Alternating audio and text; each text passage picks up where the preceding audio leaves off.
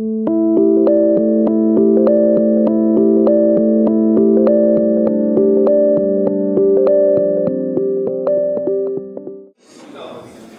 evening, everybody, and welcome to the 2016 Freeburn Lecture in Public Policy at the University of Melbourne's Faculty of Business and Economics. My name is David Dixon, and I'm Head of the Department of Economics. I would like to begin the evening in the customary way by acknowledging the Wurundjeri people of the Kulin Nation, the traditional owners of the land on which tonight's lecture takes place. Tonight, Dr. Andrew Lee will present the Freeburn Lecture in Public Policy. This lecture forms part of a wider programme of public lectures within the faculty which are free and open to all. We welcome members of the public to sign up online to attend these lectures or to be sent the lecture videos once they are released. I'm very pleased to see so many people here tonight, and I extend a warm welcome not only to the guests in this lecture theatre, but also to guests from around the world who will watch the online vodcast in the coming weeks and months. The Department of Economics and the Melbourne Institute of Applied Economic and Social Research have jointly run lectures on public policy for many years. The intent of this lecture series is to give Australian-based economists the opportunity to discuss relevant issues in contemporary public policy. In 2012, we made the decision to rename this lecture the Freeburn Lecture in Public Policy, in recognition of the many contributions Professor John Freeburn has made to economics and public policy. Professor John Freeburn is the current Ritchie Chair in Economics. He's a former head of the Department of Economics and has also been a director of the Melbourne Institute. Professor Freeburn is one of Australia's best-known contributors on economic issues, and we are delighted that he is here with us tonight.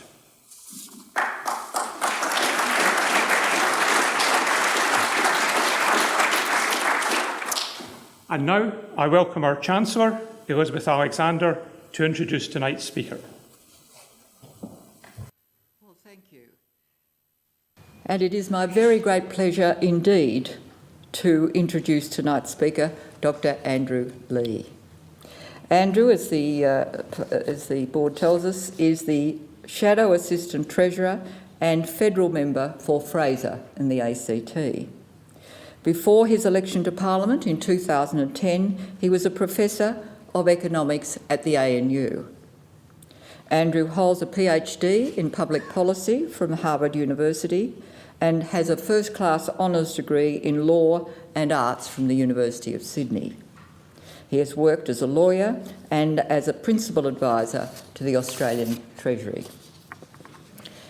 Andrew is a recipient of the Young Economists Award from the Economic Society of Australia, and his books include Battlers and Billionaires, 2013, The Economics of Just About Everything in 2014, and The Luck of Politics in 2015. Tonight, Andrew will share his views on the topics of markets, monopolies and moguls, the relationship between inequality and competition. I'm delighted to call on him now to deliver the John Freeburn Lecture in Public Policy for 2016. Ladies and gentlemen, please join me in welcoming him to the podium.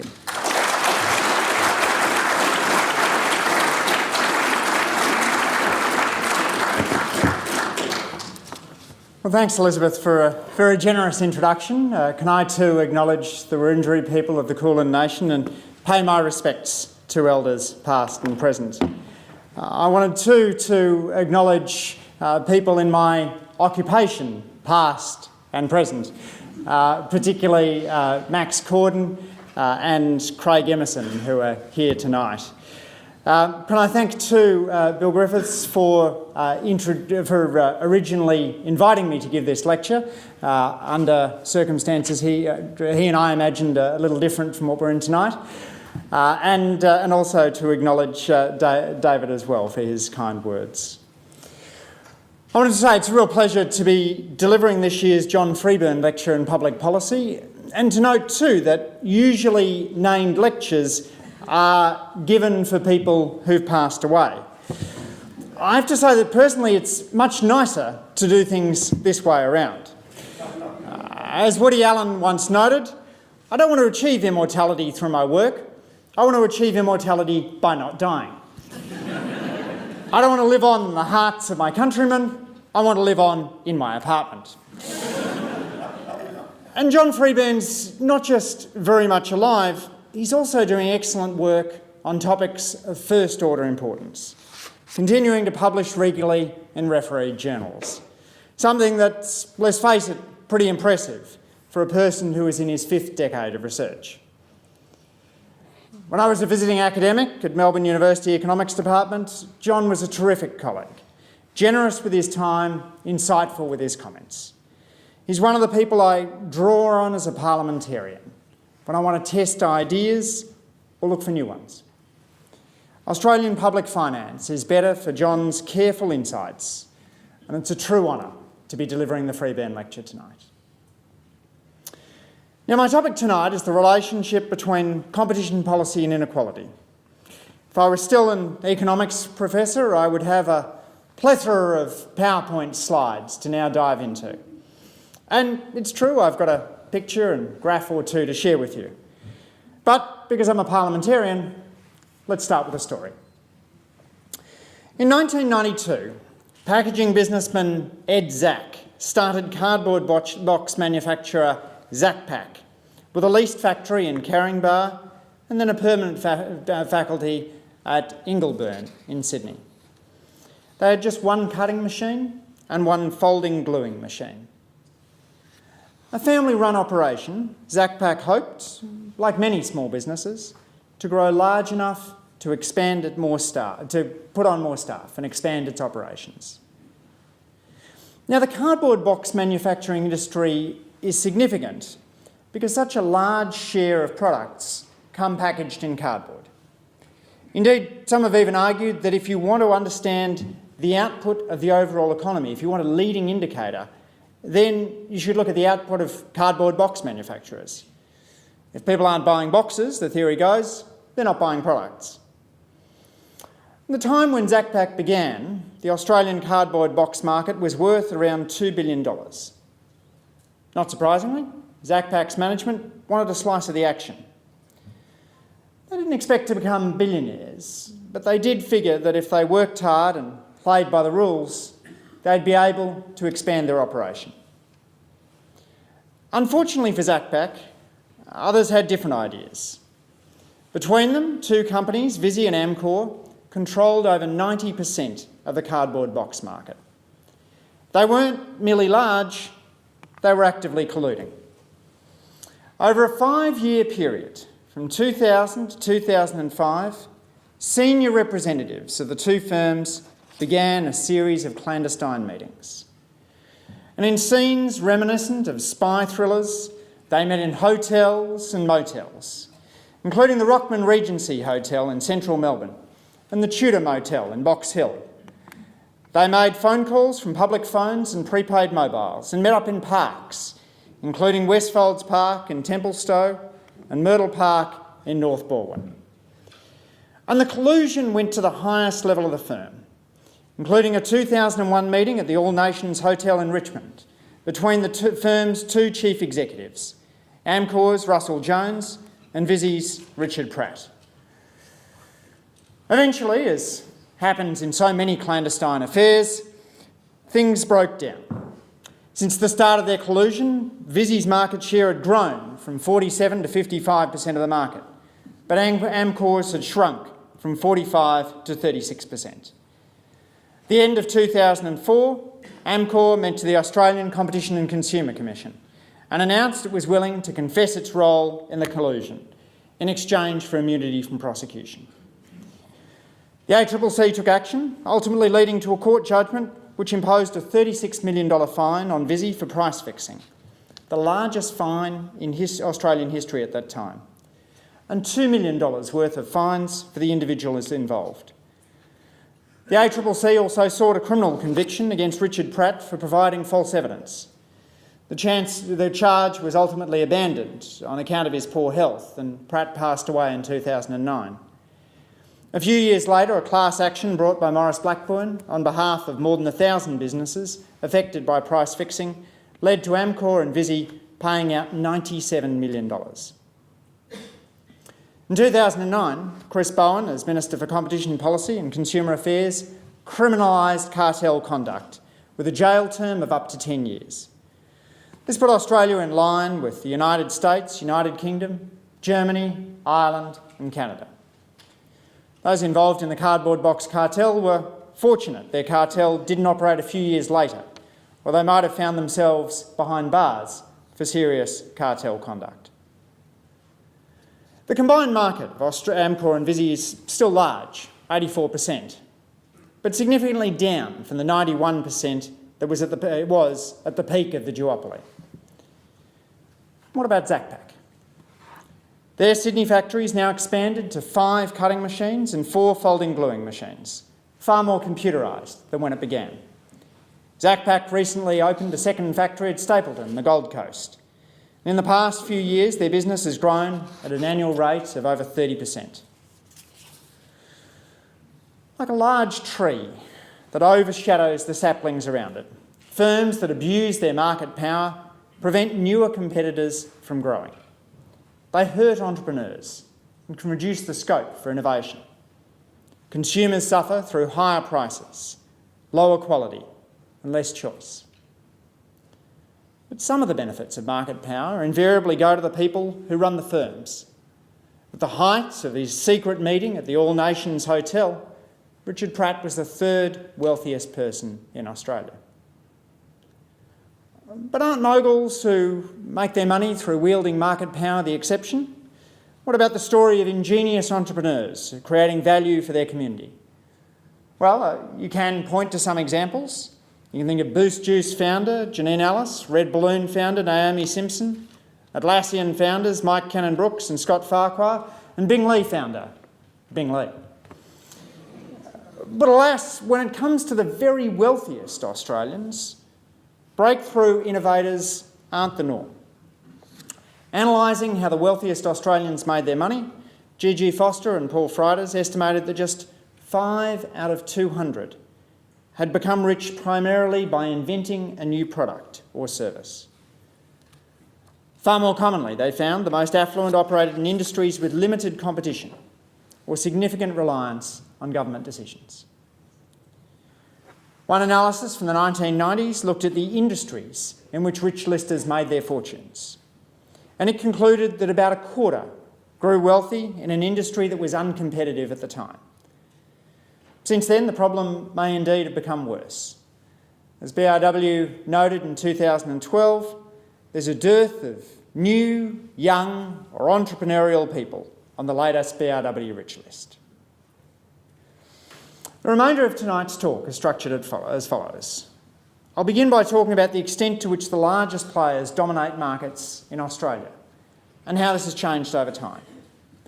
Next, I'll talk about the relationship between uncompetitive markets and the rising inequality that Australia's experienced over the past generation. And I'll conclude by making some announcements about how a future Labor government will use competition law to help reduce inequality. So like me, I expect you're always looking for economic games to play at your next dinner party. Here's one that I learned from John Daly, the CEO of the Grattan Institute. Try seeing how many industries your guests can name that are not dominated by a few large players. I can guarantee you, this is not a parlour game that's going to tie up the conversation all night. Moving from anecdote to data, I set out to look at market concentration across the Australian economy, but it turns out that it's harder than you might think. Unlike the US Census Bureau, the Australian Bureau of Statistics doesn't compile data on the market share of large firms. So instead, I was left to rely on private market research. In what follows, I'll present data drawn from IBIS World Industry Reports, from which I was able to compile comparable data for over 400 industries. All estimates are from 2016 and represent the share of industry revenues. And it provides, with over 400 industries, a fairly complete picture of the Australian economy. So to take a few examples of heavily concentrated markets, in department stores, newspapers, banking, health insurance, supermarkets, domestic airlines, internet service providers, baby food, beer and soft drinks, the Big Four control more than 4/5 of the market. The Big Four control more than 2/3 of the market in petrol retailing, telecommunications, credit unions, cinemas, liquor retailing, bottled water and fruit juice. And the Big Four account for more than half the market in pharmaceuticals, pharmacies, hardware, gyms, snack food, magazines, news agents and international airlines. And the data also do give a few answers for that dinner party game. If you want industries where the Big Four account for less than 1/10 of the market, you could suggest car dealers, hairdressers, dentists and law firms. Construction on the IBIS World data also appears to be fairly unconcentrated, but that might be because IBIS World have created a broad category which might mask more concentrated submarkets. Now, to be a bit unwieldy to show you a chart with 400 industries, although I did try putting one together before this talk. So let me show you a chart of the largest 20 industries in Australia by total revenue. This is market concentration in the biggest 20 industries in Australia. I'm showing you two standard measures of market concentration. What share of the market do the biggest 4 competitors have? What share of the market do the top 2 competitors have? And you can see here the most concentrated, banking, supermarkets, iron ore mining, telecommunications, and the least concentrated of the big industries, legal services, construction and industrial building, commercial industrial building construction, education and training, and this general construction category. Now, although there's no set rule for what constitutes a concentrated market, a market with a 4-firm concentration ratio of more than 1/3, in other words, where the biggest 4 firms control more than 1/3 of industry revenues, is often considered to be concentrated. If that's your rule of thumb, then over half of the IBIS World industries are concentrated. Market concentration in Australia is a cradle-to-grave affair, running from baby food to funeral services. In the 400 plus industries covered, the unweighted average market share of the largest 4 firms is 41%. In the figures you see on the screen here, showing the largest 20 industries, the market concentration is similar, 43%. Now, international comparisons are somewhat clouded by definitional differences, but it is worth noting that a recent analysis looking at 893 industries in the United States found that the largest 4 firms averaged across those industries controlled 33% of the market, suggesting that the US market is considerably less concentrated than the Australian one.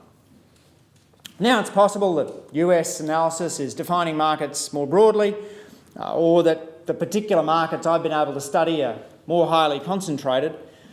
But I think on its face, these data suggest that large Australian firms are more dominant in our markets than large US firms are in US markets.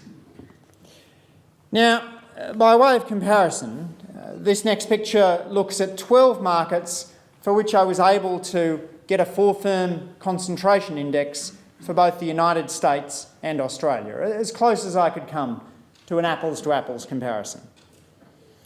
Now, there's 3 of these markets, pharmacies, bottled water and beer, where the Australian market is either less concentrated or about as concentrated as the US one. But then there's 9 of the 12 in which Australia has more concentrated markets than the US. The differences are largest for liquor retailing, where the top 4 US firms have just 10%, compared to the top 4 Australian firms with 78%. Supermarkets, where the concentration ratio in the US is 31%, but in Australia 91%.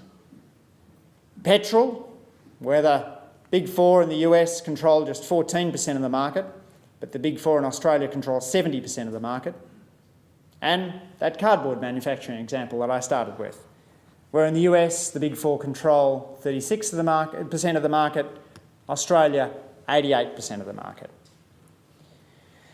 Now, I admit the United States is an imperfect benchmark for Australia. Its population is 13 times larger than ours. But analyses focused on particular sectors have also sometimes suggested that Australia has more highly concentrated markets than the typical advanced country. The 2012 Finkelstein Media Inquiry found that across 26 countries, Australia was the only one in which the leading press company accounted for more than half the daily newspaper circulation. The Australian Competition and Consumer Commission's 2008 Grocery Inquiry found that, quote, the lack of incentives for Coles and Woolworths to compete strongly across the board on prices reflects the high level of concentration in the industry and frequent monitoring of competitors' prices. Evidence indicates that if one player attempts to lead prices down, the other will follow, making it extremely difficult for either to win significant numbers of consumers through an aggressive pricing strategy. That inquiry compared our market with other countries and noted that, quote, international comparisons show that market structures vary widely between countries.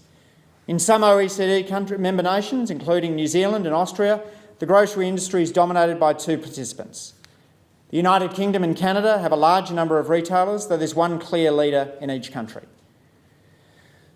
And it should be noted that while in recent years we've seen more price competition among Australian supermarkets, that period has also seen the Australian supermarket majors remain among the most profitable supermarkets on the planet. In the case of banking, this figure here shows a comparison across advanced countries covering the period 2009 to 2013 with, just to confuse you, a 3-firm concentration index. This suggests that in that period, our banking sector was slightly more concentrated than the OECD average, with Australia ranking 15th most concentrated of 33 countries. Now, another piece of evidence on Australian market concentration can be seen from looking at the largest firms on the Australian share market. The combined revenue of the 10 largest Australian firms, ANZ, the Commonwealth Bank, NAB, Westpac, Wesfarmers, Woolworths, AMP, Australian Super, Rio and BHP, constitutes a fifth of the Australian economy. The 10 largest firms are a fifth of the economy. Is market concentration increasing? Well, in the United States, economic census data shows that since the late 1990s, 2/3 of US markets have experienced an increase in concentration. Across those nearly 900 markets I talked about before in the US study, the share of the Big Four rose from 26% in 1997 to 33% in 2012. Now, the available data, or the data that are available to me, don't allow a parallel analysis for Australia. But there is some evidence that particular industries have become more concentrated. Let me give you a few examples. In supermarkets, Australia has benefited from the entry of Aldi and Costco. But since 2008, the market share of Coles and Woolworths has risen from 60% to 73%. In banking, the 2008 acquisition of St George by Westpac constituted a merger between the 3rd and 5th largest banks in Australia. It depends on how you define the markets, but Westpac's market share went from somewhere in the range of 12 to 17% to somewhere in the range of 19 to 25%, according to the ACCC's public competition assessment. In 2013, you had a joint venture which saw Virgin Airlines acquire 60% of Tiger. Virgin's market share was 30%, Tiger's was 2%. In the case of meat processing, the 2011 merger between Tees Brothers Holdings and Cargill lead to increased market concentration, although meat processing turns out to be a market that's fairly hard to be precise about the extent of concentration. In bottled drinks, the acquisition of Asahi, which owns Schweppes of P&N Beverages, removed a competitor which was well known for supplying beverages at the lower end of the price spectrum. In bottled water, Schweppes went from 9 to 19%. In fruit juice, Schweppes went from 5 to 16%. And among internet service providers, the TPG merger with IONET increased IONET's share of fixed broadband services from 15% to 27%. Now, an exception to this general trend is fuel retailing. In 2006, the top four accounted for 79% of the market. That's down to 70% in the most recent year. Another way we can look at competition is, rather than measuring the whales, to count the minnows. So in this analysis, I've used Australian Bureau of Statistics figures to look both at the number of firms in an industry and how that industry's gross value added has changed. And you can see at the very top there that from 2011-12 to 2014-15, the number of firms operating across all industries actually fell by 1%, while total firm value added increased by 11%. Output up a tenth, number of firms smaller than it was. And in some industries that drop's particularly pronounced. In mining, you had a 2% drop in the number of firms despite a 38% increase in gross value added. In retail, hiring and real estate services, the number of firms increased 3%, but against a gross value added increase of 37%, 10 times as large.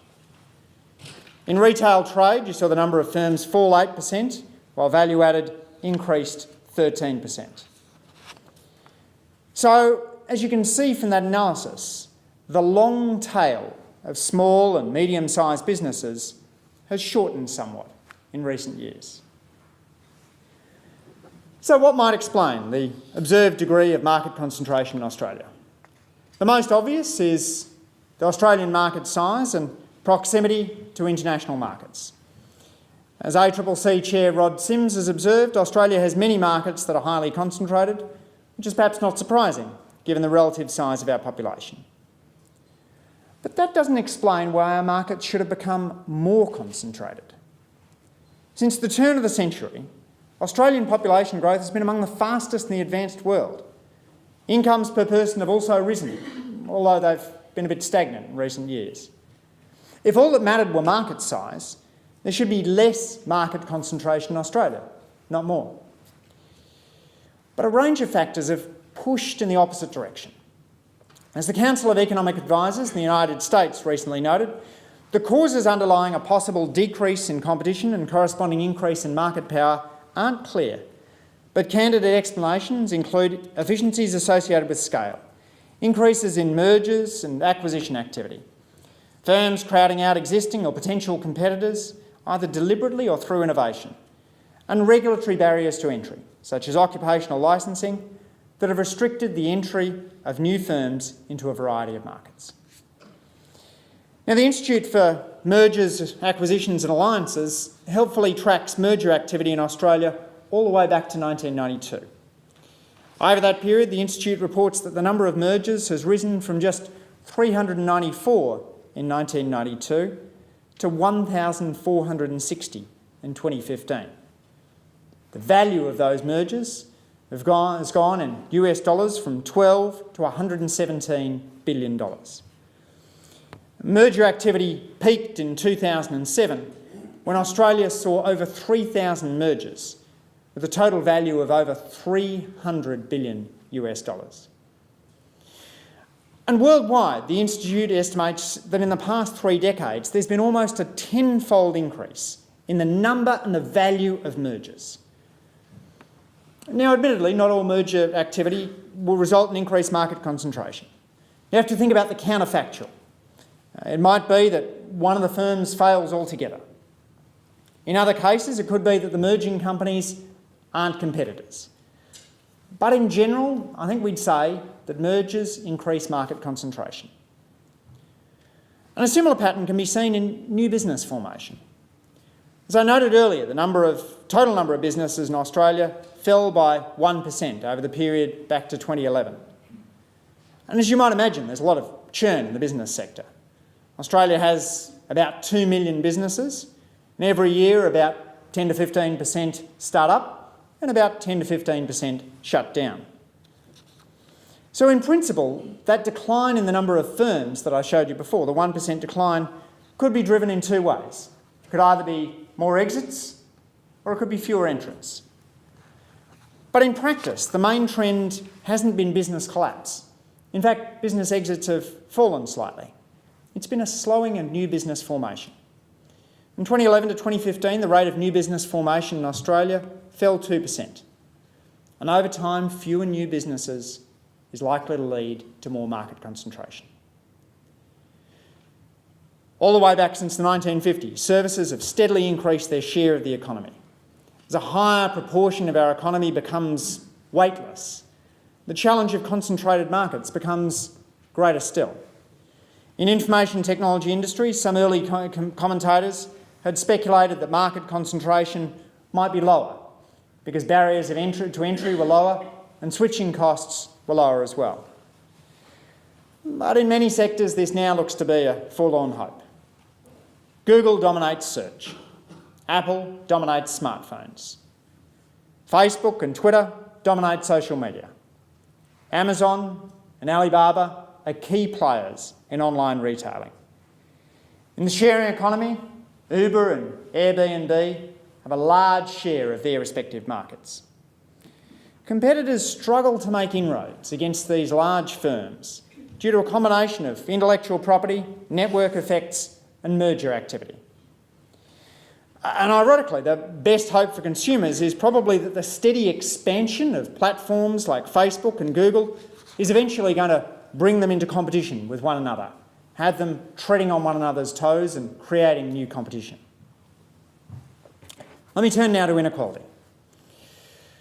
I confess to have come somewhat late to the argument that a lack of competition might be a significant driver of inequality. In 2013, I wrote a book, Battlers and Billionaires, which launched in Melbourne alongside Father Bob, who told his stories about his experiences of inequality. And that sketched out the evidence that inequality has risen since the late 1970s. Over that period, Australia's seen greater inequality in wages, and here I'm just showing you real wages for the bottom tenth, the middle and the top tenth. More inequality in household income, more inequality in top income shares, and if you want the authoritative figures now, you'll have to speak to Roger Wilkins, and more inequality in top wealth shares. Inequality in Australia today is as high as it's been in 3/4 of a century, if you exclude that Korean War wool boom. However, when it came to talking about the drivers of inequality, Battlers and Billionaires focused on union membership, top tax rates, technology, globalisation, education. I made only passing mention of uncompetitive markets. But I was first persuaded that the lack of competition might be important when I read Tony Atkinson's magisterial 2015 book, Inequality, What Can Be Done. That book looks at the interplay between competition and inequality, both at how concentrated markets can lead to a more concentrated distribution of income and how competition policy should be different in a high inequality society than in a low inequality society. As we teach our undergraduates, increased market power leads to more producer surplus. In an era of high unionisation, some of this surplus would probably have been shared with shop floor employees. But as the power of organised labour has waned, this becomes less prevalent. Indeed, modern day market power tends to benefit shareholders and top executives at the expense of consumers. Because both capital owners and senior executives are wealthier than the median person, market power tends to increase inequality. A similar conclusion flows from Thomas Piketty's model of inequality. in which he models inequality as rising when the rate of return to capital, R, exceeds the rate of economic growth, G. As you'll know, the market equilibrium under monopoly is one in which prices are higher, output is lower, and profits are higher than under perfect competition. Therefore, an increase in market power is likely to both increase the rate of return to capital, increase R, and to slow the rate of economic growth, to decrease G.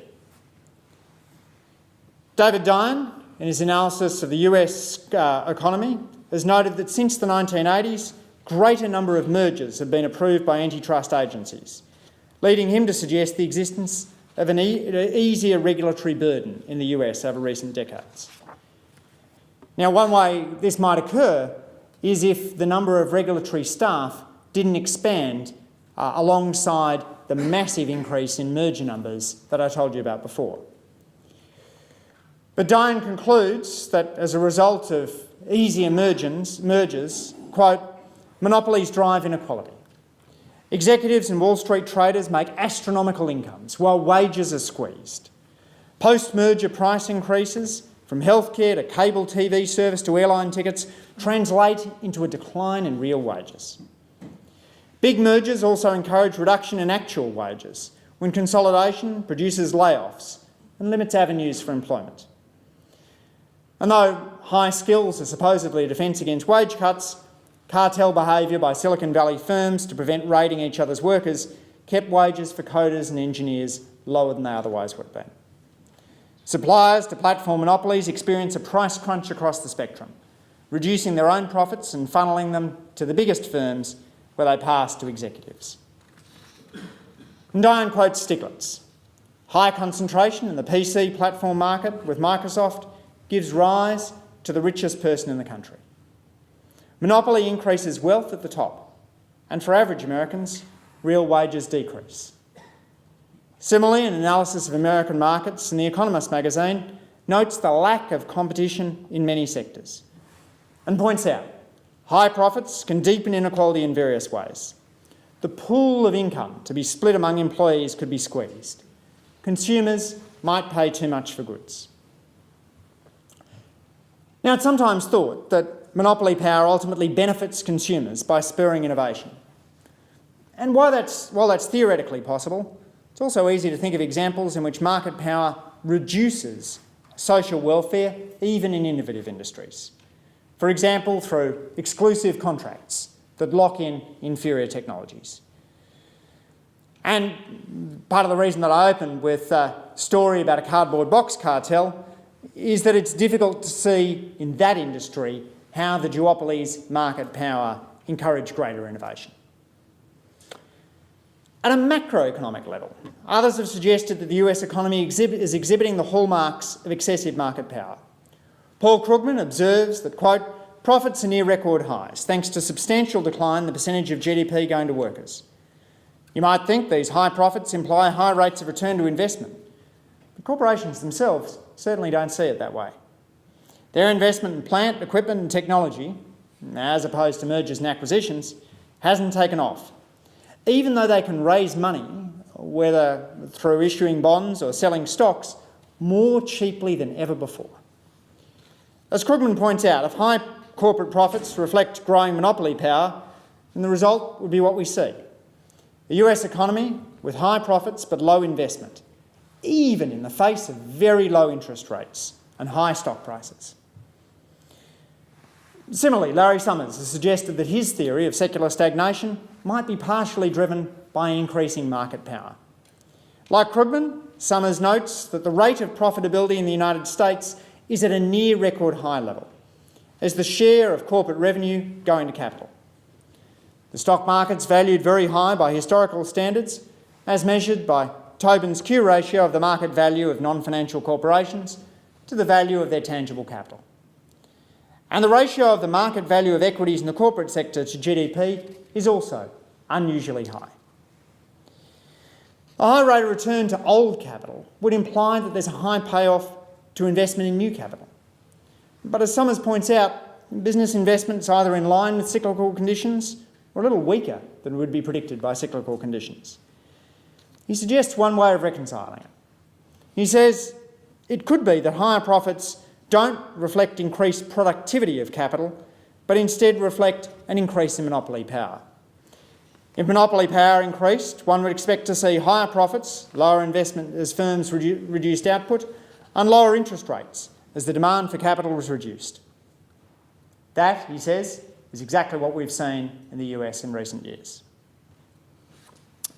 So until now, this talk might have had something of the flavour of the sort of talk I would have given as an economics professor back in the old days.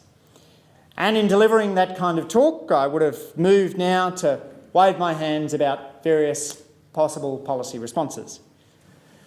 But things are slightly different today. I'm Labor's Shadow Minister for Competition, so I'm actually really pleased to be able to announce how a shortened government would begin to address the problems I've outlined. Labor has a strong history of consumer-focused policy reform. Labor introduced the Prices Justification Act in 1973, the Trade Practices Act in 1974, National Competition Policy in 1995, and under Craig Emerson, the Australian Consumer Law in 2011. In the current parliamentary term, we've supported most, though not all, of the Harper Review proposals. We've also urged the government to go further. My colleagues Chris Bowen, Michelle Rowland and I have proposed a policy that improve access by small business who are currently deterred from pursuing legal action by the prospect of large adverse cost orders. But we don't think that the government's focused enough on inequality. Ian Harper's 548-page competition review ranges very broadly, but it contains only a handful of mentions of inequality, most in passing. So tonight I announce that a future Labor government will ensure that competition policy does more to ameliorate the growing economic gap in our society. That work complements other work we're making to tackle inequality in other areas. In social policy, Jenny Macklin's released a seminal report, Growing Together, Labor's Agenda for Tackling Inequality. In the workplace, a deep concern over inequality is one of the reasons Labor's committed to maintaining penalty rates. In schools policy, our commitment to needs-based funding is grounded in egalitarian values. In the area of competition, we'll make 4 specific changes. First, we'll amend Section 76 of the Competition and Consumer Act to allow a court to impose higher penalties for conduct that targets or disproportionately impacts disadvantaged Australians, or apply lower penalties if firms have provided adequate compensation to those affected. Consumer rip-offs are always reprehensible, but they have a different impact on the most affluent than they do on the most vulnerable. To a high-income consumer, losing a few $1,000s might be an annoyance. To a low-income consumer, losing a few $1,000s could be life-changing. Ripping off the poorest is disgusting, and we're going to provide courts with the power to act as they see fit. Second, we'll include a requirement in the Competition and Consumer Act that the ACCC prioritise investigations of conduct that targets or disproportionately impacts disadvantaged Australians. The growth in inequality makes it vital to enact a specific legislative requirement for the competition regulator to put the most vulnerable first. Third, we'll task government to investigate the impacts of increased market concentration on income inequality in Australia and produce policy recommendations on how the negative effects of market concentration can be mitigated. That kind of high-level exercise will doubtless explore ways that highly concentrated markets widen the gap, as well as suggesting practical ways in which competition and consumer laws can reduce inequality.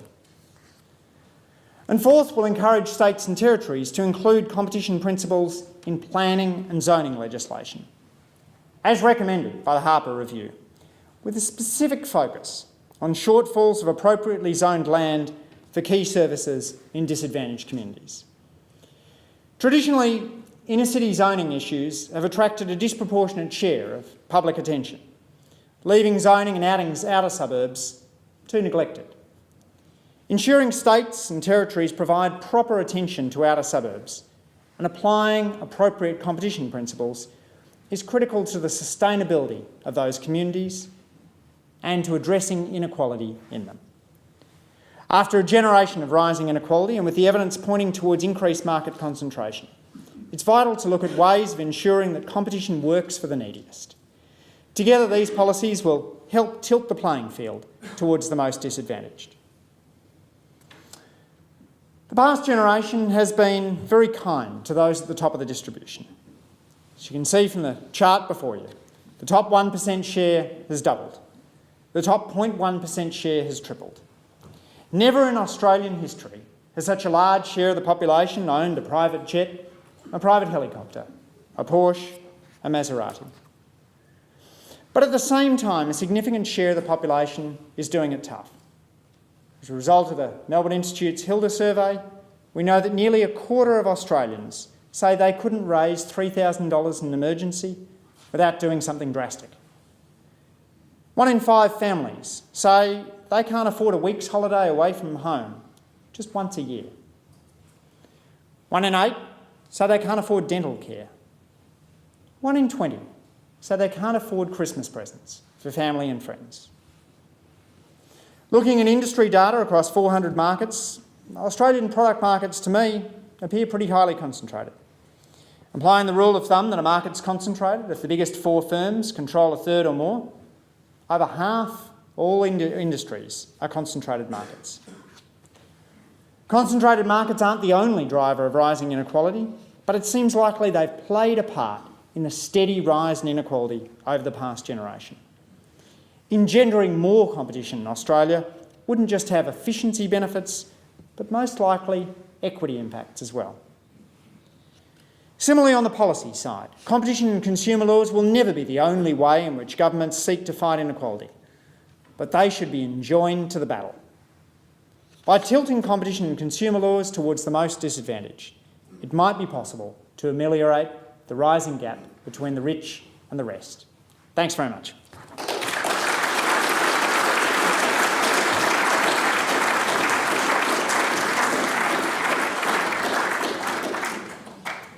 Well, thank you, Andrew, for a fascinating presentation.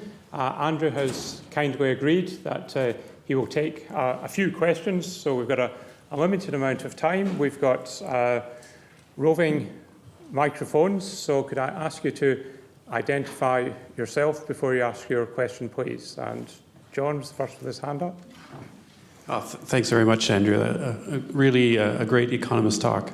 John Heiskinen is my name, Associate Dean Research for the Faculty of Business and Economics.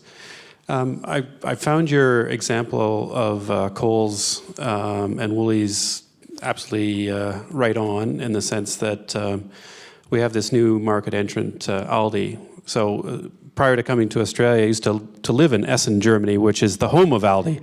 And so I'm very much an Aldi person. The neat thing that I see is that I think there's clearly some amount of market power in this grocery industry, and Aldi is having an impact in breaking some of that up.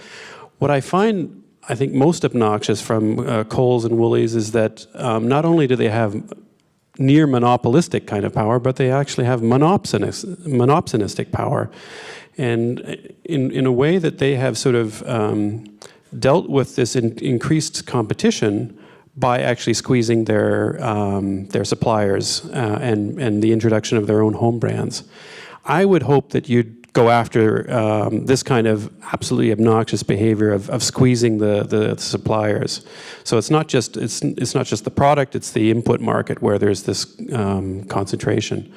And further, Woolies and Coles also have concentrated markets in the hardware sector, and I think that it's even more obnoxious. So there's a concentration of the concentrations, and I think this is something that you guys truly need to address, and I want to see you go after them. Yeah. Thanks very much.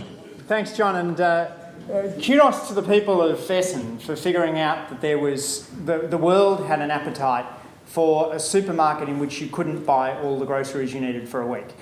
But one which has had, I think, some impact on competition. As you say, the price competition between Coles and Woolies in recent years has accelerated, but most of it has come not through fighting on shelf prices, but by squeezing the supply chain. And if it were fighting on prices, then you would have expected profits to come down.